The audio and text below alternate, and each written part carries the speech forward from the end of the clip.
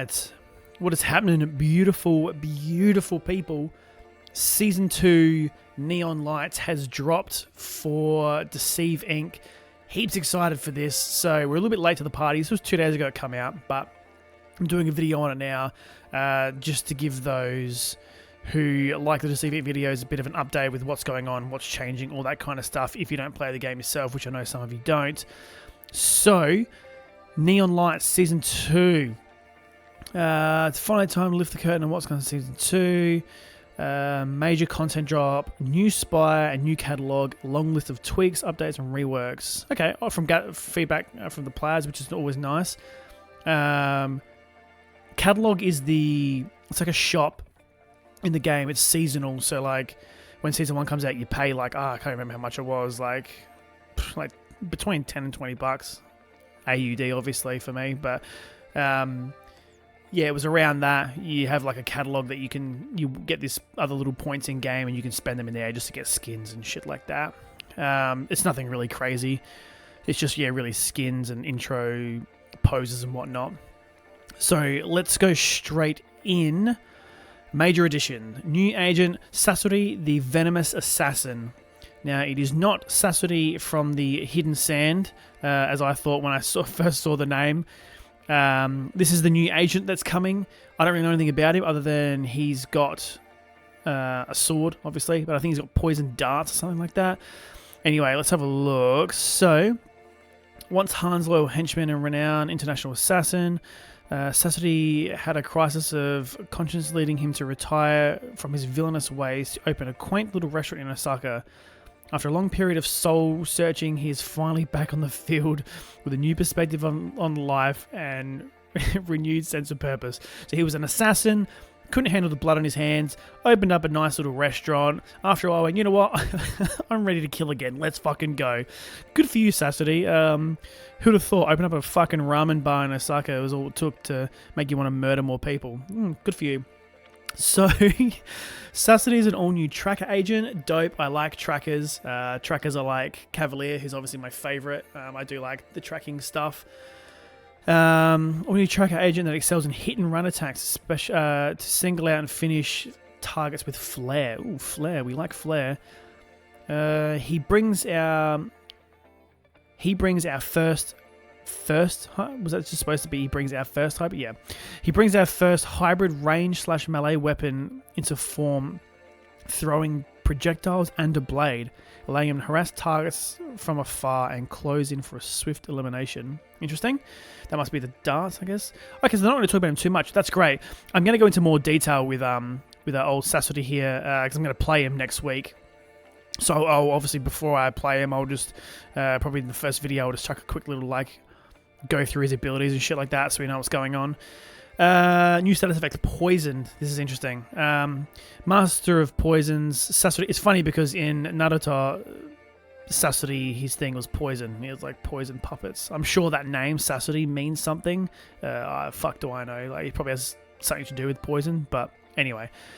Craft a non-lethal recipe that prevents his rivals from healing and spending intel for the duration. So it's not a health thing. I thought it was going to be a health thing. Interesting.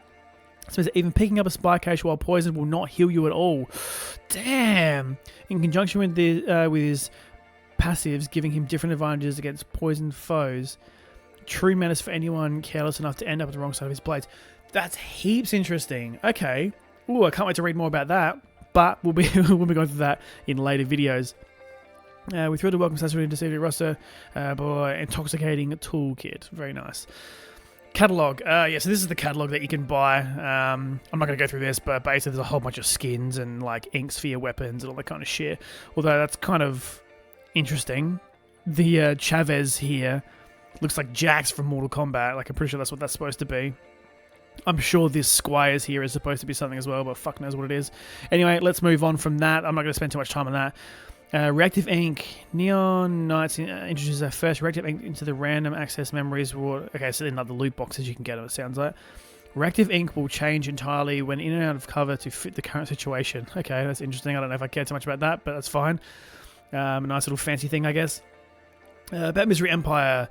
Who do not possess Misery Empire. Yeah, we don't really care too much about that. You can still buy stuff from that season menu. Cool. Heat changes. Interesting. Let's go. What's this about? He is evolving once again from the feedback gathered around. Okay, so hopefully it's going to be more. The overall sensitive seems to be trending much closer to good placing heat. Majority of the feedback is still showing you want more consequences. Yes, exactly. Update will be spicing up. It'll bring some spicy changes that will generate heat. Cool. Downing a civilian staff or technician will give you a full heat level. Yes, that's perfect. That's what it should be. So now if you kill a staff member, a civilian, or a technician, the white coats automatically got 1 heat bar full. Bang. Perfect. I love that. So that means like people that just like go into rooms and try and clear things out, like they're going to get fucked up even more now, which is great. Downing a VIP will now give you... Okay, VIP gives you full heat. Perfect. I love that. Guards will remain the same at about half heat level per guard. Okay. I think they could bump that up to make that the same as everyone else. Like if you kill a guard, I don't know why killing a guard is less heat than a civilian or a staff member or a technician. I feel like you could kill a guy because that's what people do. They go into blue guard rooms and they clear out all the guards to make sure there's no players there, and then they just fucking do whatever they want. But it'd be good if they did that. If there's like more than 1 guard in there and they've got like 2 heat levels from it, like that's great. With these changes, pretty simple. I want to give value to go back to lower level cover and not encourage staying as a guard. Ah, I see. Wrongly guessing will now carry bigger immediate consequences that will encourage players to better analyze. Okay. So they're trying to get people to like change, not stay, because obviously you stay as a guard for the whole game, or a elite guard, the black suits, so you can just get to wherever you need to. But they're kind of pushing you towards changing often to kind of bit more deceptive. Deceivious. Fuck me. All right. For the VIP, you want to give more meaning. You come across them and give them a place as a disguise option. Yeah. So now it's super risky to shoot one. With this change, shooting any VIP on site will carry huge potential ramifications. Yes, and I like that, which will lead to your immediate defeat. I like that. I like that a lot. I don't often shoot VIPs for that reason, but now it's even more reason not to. We're now adding a buffer time to prevent situations that you could hit multiple NPCs at the same time with a single shot, leading to a huge amount. Okay, yeah, that's good. So you can't just like if you have a shotgun and you blow away like 3 civilians, it's not gonna fuck you up for that too much for 1 shot. Let's go. Spawn economy rebalance. I hope they're going to be changing the spawn points a little bit. Sometimes it's a bit weird. You spawn on top of each other, but this season we spent time rebalancing. Okay. So they're not talking about where you spawn in the start of the game. This is a little intro. Okay, 2 major concepts. All right, keycard spawns. Interesting. Purple keycards will no longer spawn outside purple rooms. Huh. This will prevent early game loots that would dramatically speed up the match. Yeah. So sometimes you go into a green room and there's blue and a purple in there, like straight off the bat, and you're like, fuck yeah. And for the rest of the game, you're just like boosting through the terminal vaults, whatever the fuck they're called, the vault rooms. So that's good. I actually like that. Yeah, slowing down the game would be good. It'd be nice to have a bit of a slower, more spy, stealthy pace. That's good. Small amount of keycards will now spawn inside the vault. This will give some chance for players that do not have much luck in the first phase to scrape back an advantage. That's really good. That was one thing that I was always kind of wondering if they're going to do that. Too often in games, I've got all my my chips or whatever chips I need, but I got no keycards. Sometimes not even a blue. So now there's this, you can pick up some keycards in the vault room, which is great. It says there's a small amount. I don't know how much a small amount is, but it'll be interesting. The golden keycard will now spawn inside the vault. This will prevent players from having a full keycard deck before the vault was open. Okay. I like that too. So no more speed running. You can't just piss bolt with all the keycards because you have to find the gold keycard inside the vault. Or you can spend the 10 intel to get into the door. So that's cool. Like if everyone's rushing in there, you can either look like you're rushing around looking, or you can just open the door. Like, yeah, it's nice. Something else to think about. Very good. I like that. Ammo spawn changes. Reduced over a pool of ammo spawn in the map. Reduced chance of ammo to spawn in public areas. They want less ammo around. The reduction in ammo pools is not massive, but we feel it is currently too easy to stay full of ammo without any specific efforts in looting. This should give ammo dispensers a more interesting role and how you spend your intel. We hope making the ammo economy... Okay, I like that. I actually don't mind that. Because, yeah, I never really felt like ammo was an issue for me. Like, sometimes it was if I take, like, the wrong build with a character who doesn't have much ammo. Like if I take a Chavez who starts with 12 rounds, like fully loaded, I think, and I don't take I take the wrong chip build, and I don't have the ammo buffer, whatever the fuck it's called. So I increase my maximum ammo. That's good. You have to actually manage ammo and try and find it a bit more, which is great. A new final addition to this topic is the addition of more fixed food locations. Okay, more snacks, kitchens, restaurants, places where you'd expect them to be able to people to be able to eat. Okay, cool. I like that. So this will help players running nutritional supplements to have more surefire ways to get a snack.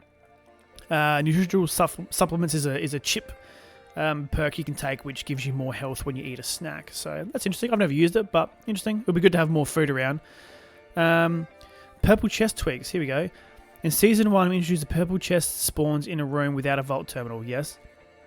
While the effect this had to the game was overall very beneficial, I agree. A side of it was now the purple power-ups was actually rarer than the golds. Yes, I always found I never had a fucking purple because all I could ever find was terminals. Now spawning 2 purple chests in non-vault terminal rooms. Okay, so yeah, okay, I'll just keep reading. I was about to explain it, but I can just keep reading. This also means that arriving second in one of those rooms in a solo match will carry a reward instead of leaving you empty-handed. I like that. That's interesting. We'll see how that goes. I guess it'll just mean more full builds before the end phase, which that's not a bad thing. Account max level increase. Yeah, I heard that they were going to raise the level to level 400. All new progression ink has been added. So I guess as you level up, you get certain inks. Fine. That must be Sasori's weapons, by the way. Looks like a machete and a dart. Cool. XP values. Up the values of XP sources around a smoother progression. Okay, so they made XP a little bit easier to get. Performance optimizations and graphic stuff. I'm not going to go through that. That's if you're interested in that, I'm sure you'll be able to find it out yourself. It's just, yeah, you make your game run smoother and change the graphic settings, yada, yada, yada. Agent selection menu has been reworked. That's fine. Ink menu has been reworked. That's fine. Additional field upgrade decks. We've doubled the amount of... Oh, dope. So now you can used to only be able to get 4 of these decks, of these chips. These are the chips that you can build. Now you can have 8 loadouts. That's awesome, because I was always having to change my decks when I was waiting for games, and games don't take long to get, so you don't have much time to wait. Enhanced controller settings, don't really care about that. Melee shot delay. We've received quite a bit of feedback of some deadly combinations of high damage weapons with charged melee. Oh dear, this is just going to fuck up my Cav game. For example, charged melee with a king shot from Ace could be devastating on a receiving party. Fair enough, without much trying to counterplay. I guess that's fair. I've never used it, but I guess that's fair. In this update, you now have a stat that allows us to tweak the delay before firing after a melee weapon on a per weapon basis. Huh. We have not yet set different values per weapon in this update. Oh, okay. Consideration across the board. We expect. Okay. So like when you do a melee hit, just the melee into shoot, they're going to have a small delay, but it's going to change depending on who you are and what weapon you're using. Interesting. That's basically my Cavalier strategy. So we'll see how we go. I feel like that's like most people would do that anyway. If you know it's a spy, you melee them first because it takes like 30 HP. So that's like 30 HP they're down. And then it breaks their cover as well. So you just hit them, take 30, open fire, Gucci gang. Reduce cover breadcrumbs duration. Breadcrumbs is the when you change cover. I feel like if you've seen videos, when people change cover, they leave like a little like staticky, like red color that just like flows off them when they change, or blue if you change. That's what breadcrumbs are.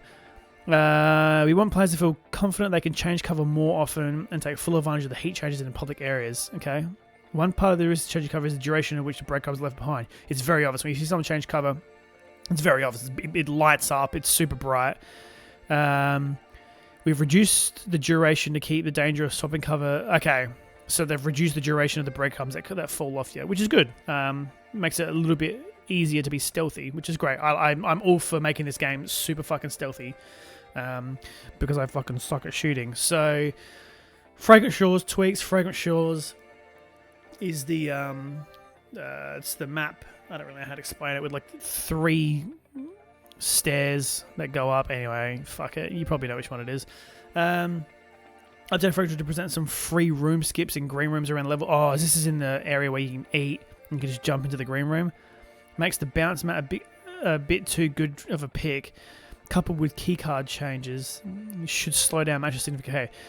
Having these green room skips also leads to side effects of having spots in the map with extremely high concentration of combat, because multiplayers would head to the same skip location. This was particularly true in the green room at the ground floor of the hotel. Yeah. So there's like an area where you can eat and you can just jump into like over the bar into the thing.